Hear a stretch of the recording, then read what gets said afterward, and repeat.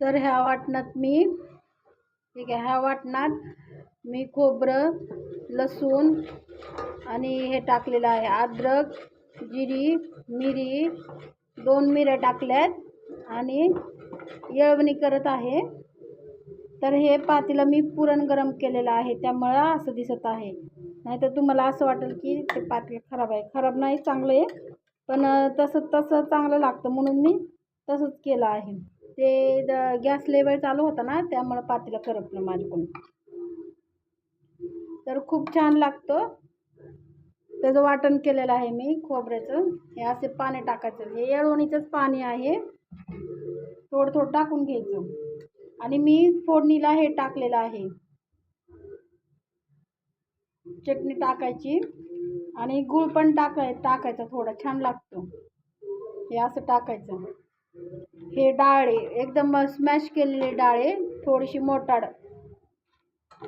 मी पाण्यात नाही टाकून घेत, मसाल्यात फ्राय करून घेते ती डाळ.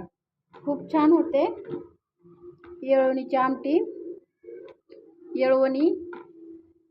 आणि ते असे हलवून घ्यायचं, असं हलवून घ्यायचं.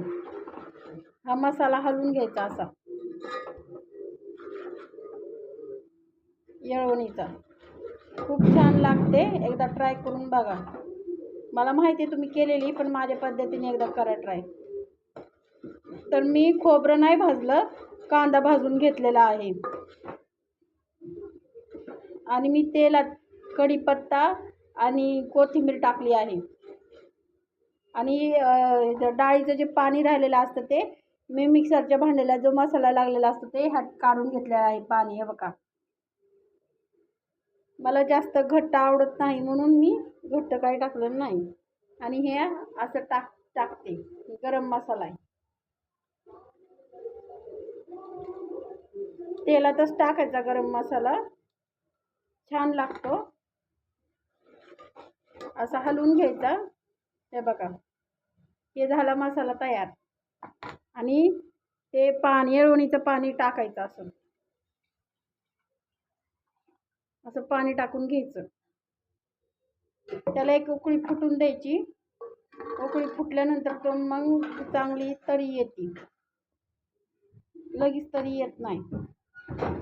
हे बघा अशी झालेली आहे येळवणी.